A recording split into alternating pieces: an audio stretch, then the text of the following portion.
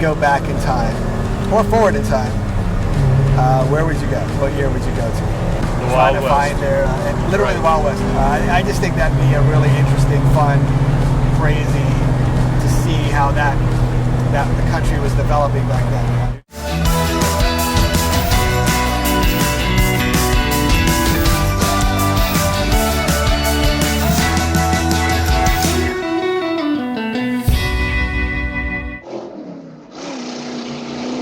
Leadership is about combining the need to paint a picture of the future and having people feel comfortable and confident that although that is not a certainty, and uncertainty makes people doubtful, that you believe in them and believe in your team's ability to get to that certain point so that they feel inspired to do it.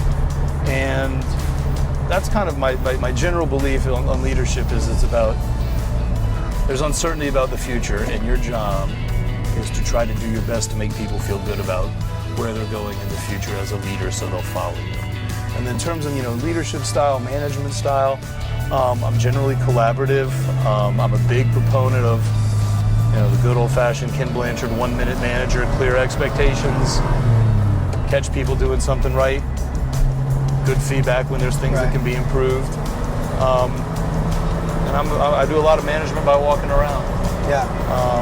You're also an understated leader in a sense, in a good way, and that you've got, I think, it's kind of cliche, but the servant leadership, I think, approach. And it's funny because when I first met you, I was with you and your team and a few other pull-apart employees, and we were all just talking and chatting, and and we'd been there talking for a while, and I had no idea you were the CEO. And I asked you, I said, Ross, what do you do at Pull-Apart?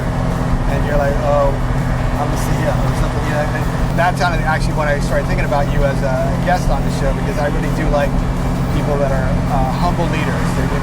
You're leading, you're strong, you're setting direction, but you don't need everybody to kind of know about it necessarily.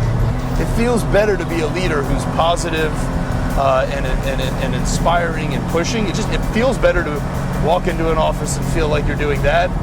I mean, we have a process that we're constantly refining on, but at the stores we've actually termed them Blanchard walks, because I'm a big believer in the 1-minute manager, because I just think it's a very good sort of toolkit for this kind of management. Yeah. And they have quote unquote a task or a challenge, but it's part of sort of the operating system that we build everything around. That they're supposed to go out and take a 20-minute walk every day to catch people doing something right, to give them that positive feedback, and then if they see something constructive, take a note and do that again.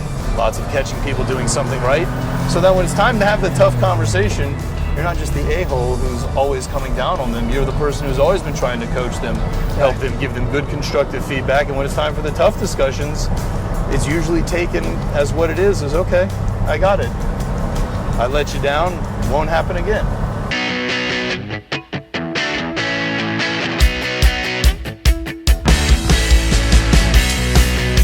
All right, well, here's our cart. Okay, I'll follow you on out. We'll see you on the block. All right, we'll see you in a bit, Charlie. Good luck. All right, see you out there, Charlie. Yep. All right, here we go. This is nice and convenient. It's very comfortable. High luxury. All right, so the first thing I noticed is everything's really neatly organized. I mean, it's pretty cool. I mean, that's by design, right? Oh, absolutely. It's to us, this is our display floor. This is our retail floor. So, I mean, this is where our customers live. So we want to make sure that, we have a customer experience. A big part of our sort of philosophy here is that it's a retail business. It's a customer experience. So it's designed to make things easier for the customer. So the rows are organized, where the car is on the yard is inventory, how long it's been out there. All those pieces are designed to make it easier for the customer to find what they need. And they're up on stands, so they're safe and they're straight, so it's just easy to find what you're looking for. So again, our whole concept and our whole approach to business has always been, this is a customer base that isn't used to having a designed experience to make their life easier.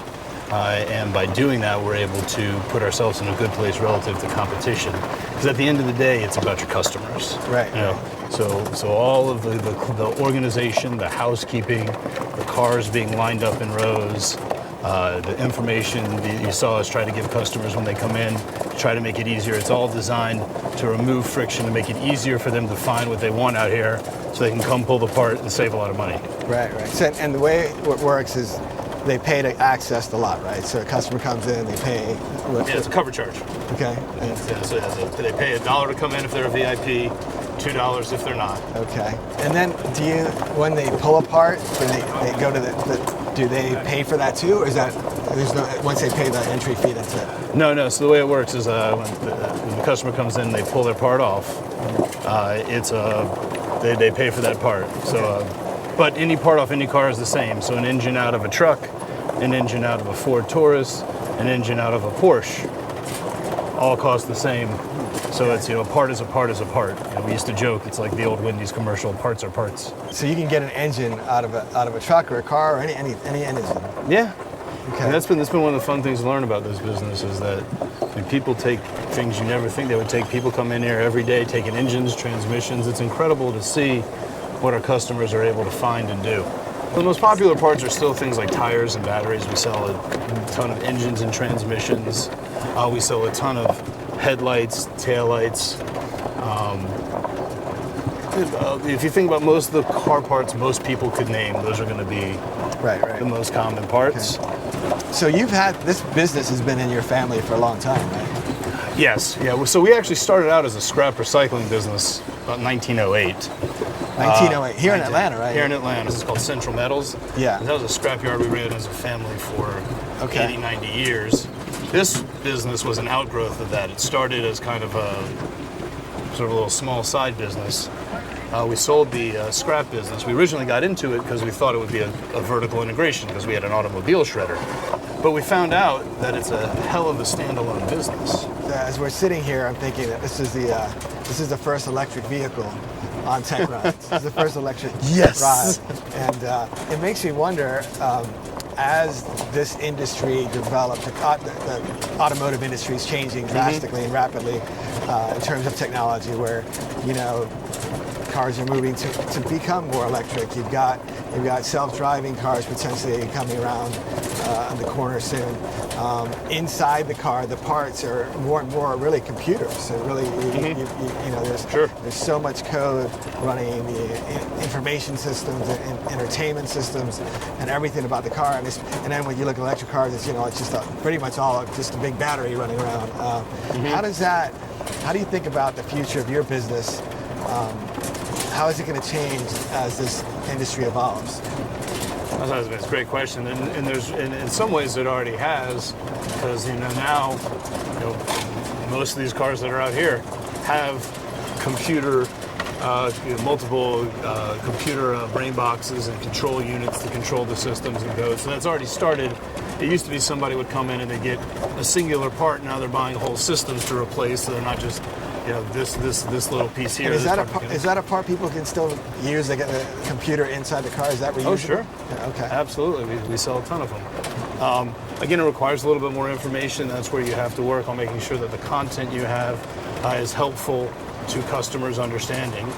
So some of that change is already happening. The second part of what you're talking about is when you're talking about sort of the fundamental shift in the architecture of a car from combustion to electric. That's going to have a huge impact on the entire automotive ecosystem. And there's sort of two ways to think about it. One, cars are still going to need repair, and there's still going to need to be people who stay in their cars for the right kind of cost of ownership that works for wherever they are in their life. And so our challenge, and sort of also the opportunity, is how do we continue to position ourselves to be that valued provider of helping people stay in their cars as inexpensively as possible. As we say around here, when your car doesn't work, your life doesn't work, and that's the problem we're here to help you solve. And that's still going to be the challenge, because for a long window of time, even if the nature of cars changes, people still will need to have inexpensive, value-based ways to stay mobile in society. How about we go check out, see how Charlie's doing? I think that'll be good. Let's go see. Let's go find him. There's Charlie. Looks like he's having some success. I like that. It's about time you guys got here. Hey, Charlie. How's it going? Fine, fine. Found the part. Pulled You got it it? already. Here it is. I think it'll fix my buddy's problem. That's nice. That looks like you got a good part there. Yep. Looks great. Was, But then again, you always find great parts that pull apart. yeah. Thank you very much. Well, this has been a really fun day. It's It been a lot has of fun. been. It's been great to meet both of you guys and to spend time with both of you and ride in the car. That was a lot of fun. That was a really unique experience. I'll always remember that. And Ross, thanks for showing us around and getting to know Pull Apart in the business and you and how you think about it. And it's just been a fun time. Really enjoyed it. Oh, great. Well, thank you very much. Yeah. Appreciate it. All right. Thank you. Thank you. Thank you, Charlie. Ross, Charlie. thank Appreciate you. You want to ride back, get you back there with that part? Yeah, let's do Yeah, that. all right, let's do that. All right, come on.